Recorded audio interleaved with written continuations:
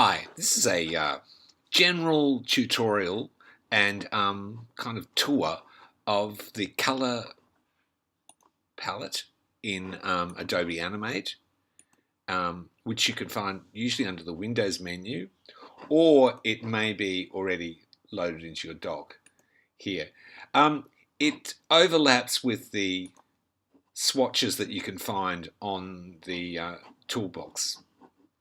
And as you make colors in the palette, they will appear in the toolbox. There's a number of things we can do with these. Specifically, you can create custom fills to mold faces. And you can see here, if I double click this symbol on here, to get the modeling of this face, I've created a series of fills that overlap each other.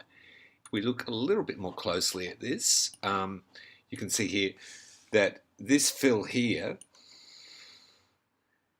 is the majority of the face, and it's created out of one radial fill, and the same colors are used in here, but the location of the fill, of the radial fill, has been altered to mirror the shape that's in the face. Now you can see here there's a number of smaller components, and the edge of one fill tends to generally bleed into the other.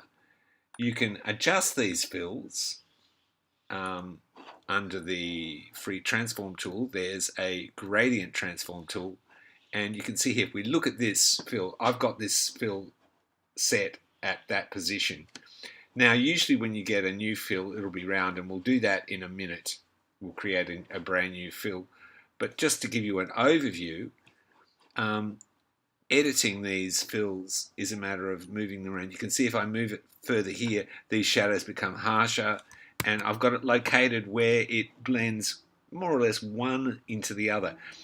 Sometimes creating a harder tone where I want a shadow to be, and softer one in between. This one likewise. Now you see when you first get these fills, they're round like this, but you can stretch them to create the kind of areas of exchange between one tone and another that you want.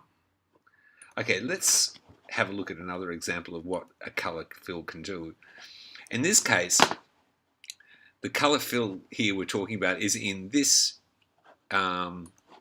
symbol in here. It's part of a bones puppet, and you can see the bones puppets down there. And when it gets to the end of this sequence here, let's go into the editing mode of that symbol so we can see it a bit more clearly. You can see here that this symbol has got a little pulse here, which is the main one that goes through the animation, and there's keyframes closer than 15 frames between each thing, so you never get this far along the timeline of the symbol. When it's left static for a little while, you can see here. Now this animation in here is simply done between one fill, so that's one fill, and then there's another fill here, and if you put a shape tween between fills, it'll animate them. And that's what we're going to do to animate an eyeball. So we're going to open a new file, and we're going to draw a rough eye shape. I use the pencil, and I have it on smooth, and I don't need to do it too accurately or anything, but I get a rough shape of an eye. And now I'm going to reduce the number of curves in that by double selecting with the black arrow and simplifying down maybe just 2 steps. And now I'm going to grab and just get a rough eye shape.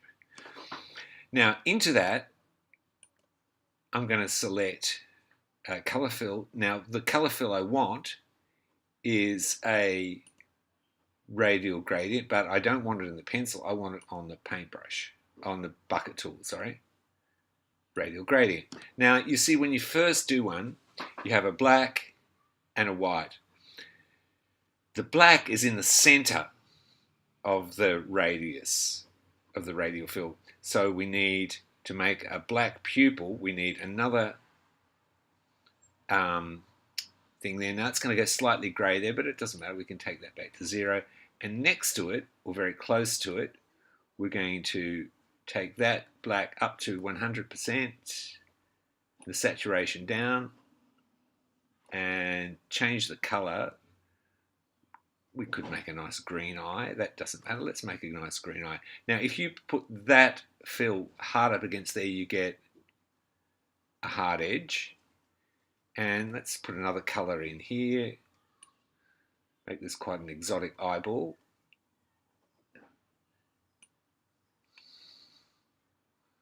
And now we're going to go another fill close to that, but now we're going to take the saturation up and bring that white hard up against there. And now we're going to have another white here, and this last one we're just going to put a little bit of pink back in that. So that's the edge of the eyeball. Now we grab our paint bucket tool. Now this lock here will lock it on or lock it off. Usually you want it, when you do your first one, to have it off. Now this fill, you can see how it's not in the center. Oops. Now to move that around, sorry, we need to grab this tool. And that's the radial fill tool. The reason it's not in the center of it is because the center tool hasn't been zeroed back. So that's usually as you would find it. It goes back to your last time you used it. But there you go, and you can see that there's a little bit of pink, so we need to just take that down a little bit so we can see the whole eyeball. So there's several ways to edit this. You can edit it by changing the fill. So if we select the color and go back in, by changing these parameters around here, like for instance, if we do that, the whole eyeball goes into that sort of crazy-eyed character. If you want a bigger pupil, we'd bring this back,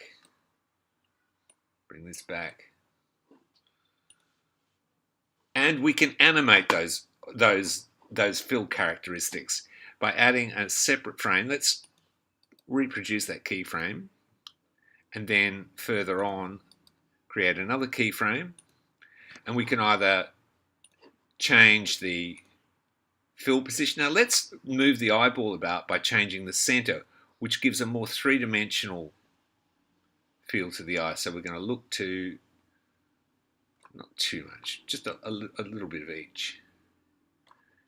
And maybe we could stretch this out.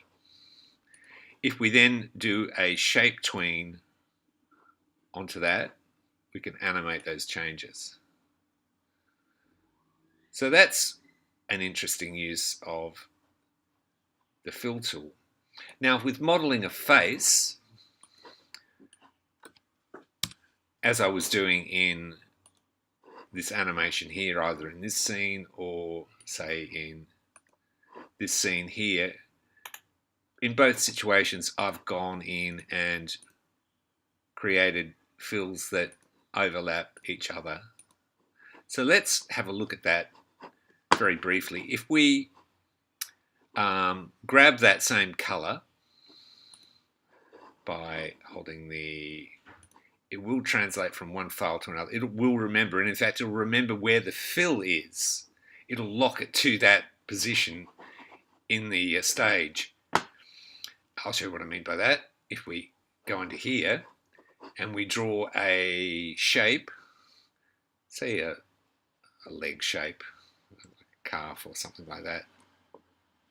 Now, at the moment, I've got the pen tool is on that strange fill that we accidentally made before, but that doesn't matter because I'm going to, now, because this is locked, it's going to lock it onto, now, it just doesn't look like a radial fill because it's locked, and it's locked to the position that it was in relationship. We're going to unlock it and refill it, we get the full fill.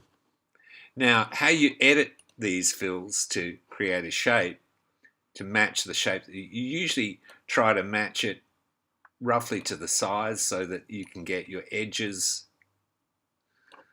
something like that. Now, if we wanted to put in another shape into here, say our shape curved around the other way as well,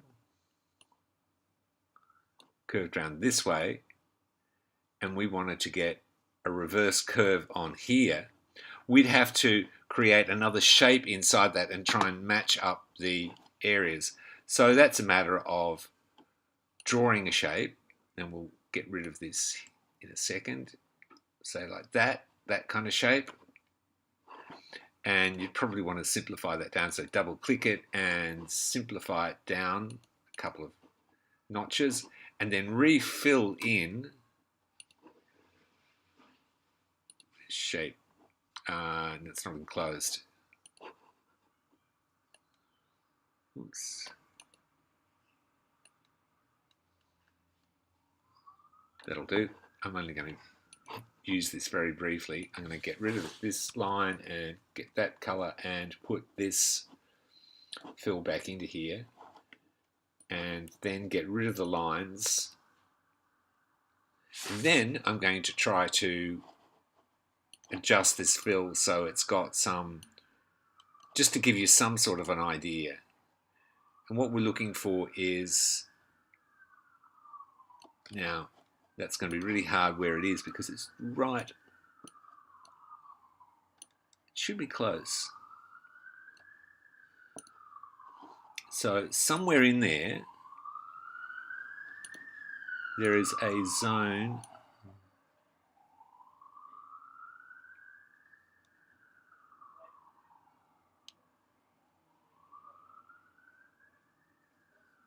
it's somewhere there, and if you wanted, you could then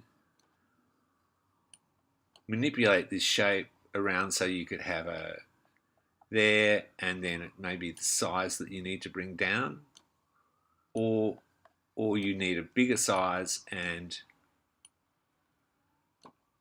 but usually somewhere there's a point at which the tones match up. You might have to go back and play with one or the other of them. So that's what I'm showing you, that through there you can get a continuous tone. Now, if we wanted to match these up, we have to play with the shapes to get these shapes to have curves that are going to enable us to create those differences. So you can see here I'm playing with this curve. I'm going to try to get that so that that's the basic process. I haven't picked a very easy shape to do, but it's that process that leads to getting fills like this, or in this scene here, where you get nice blends between them. Good luck with that.